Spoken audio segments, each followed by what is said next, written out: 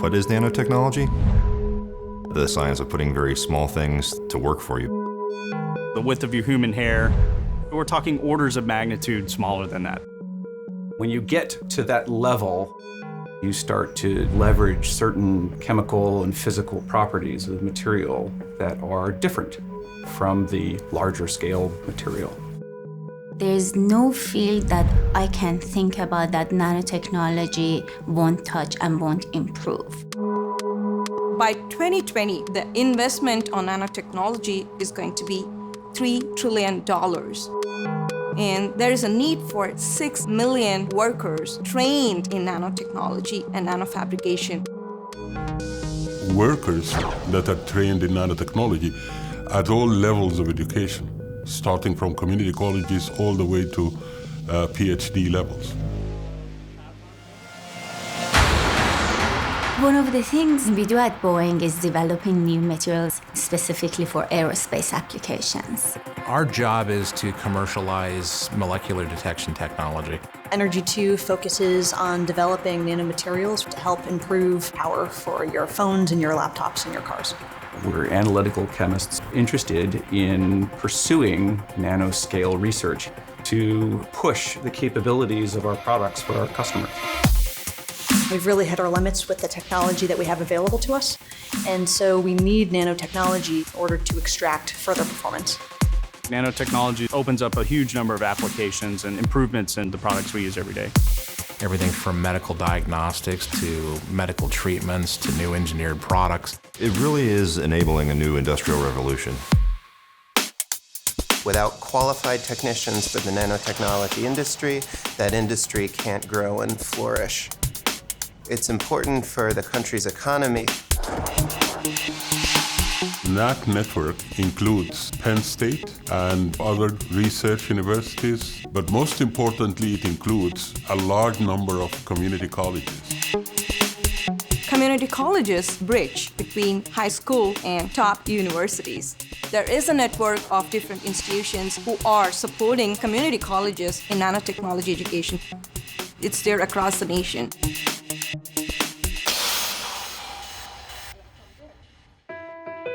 Some of our students are fresh out of high school. Some of them are older folks looking for retraining or changing careers. After getting out of the military, found out about the nanotech program. It's something that potentially other students who haven't gone through a program like this may have to learn on the spot. So finding a program like this, I mean, it's amazing. We have had students who were working on factory floor, working in a fast food chain. They said that, okay, we would like to do something to provide better for ourselves and for our family. You kind of start off doing the basic bookwork stuff, but then you actually get to do hands-on stuff. And the lab that we have here has equipment that is used universally in industry and in different academic settings.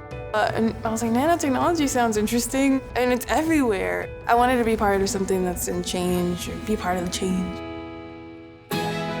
Got 3 kids, spent 24 years as a diesel mechanic in the Army, and got out, retired, needed a new career path.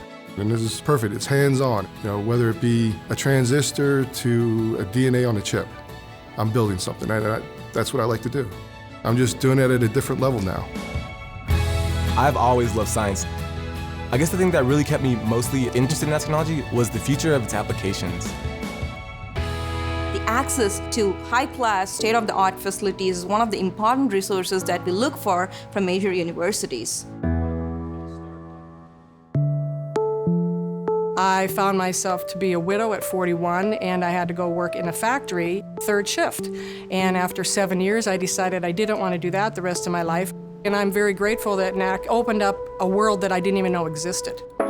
Our students have 2 pathways. One is we can associate degree. They can go work as a technician in a variety of fields. The other is transferring their credits and pursue a bachelor's degree.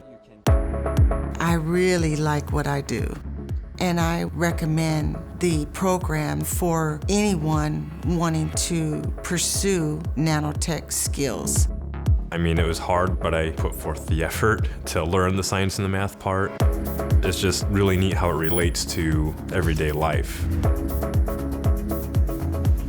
Discovering things in nanotechnology is really great. I couldn't have made it here without that nanotech program. Not only did I go through it as a student myself, but that's the program that got me my job. That's the program that I now teach. So you're gonna get... And that's ultimately the program that motivated me to go on to get a PhD. Having experience day one in a clean room is invaluable. It's still a very expensive prospect to bring on someone new, even with that background. But without it, it would make it that much more difficult. We really look for people who have skills in the nanotechnology field. A number of our employees here have actually come from the nanotechnology programs.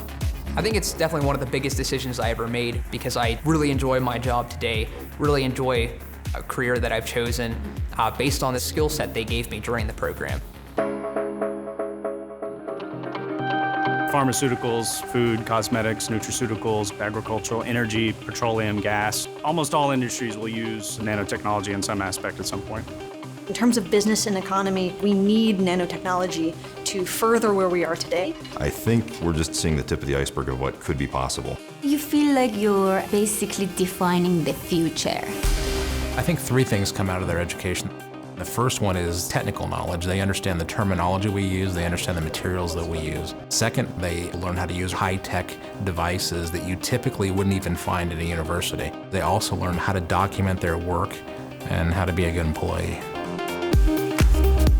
We haven't tapped out all of the possibilities of what we can use nanomaterials for, and we haven't created all of the possible nanomaterials yet. And so the nanotechnology industry is going to grow and grow and grow.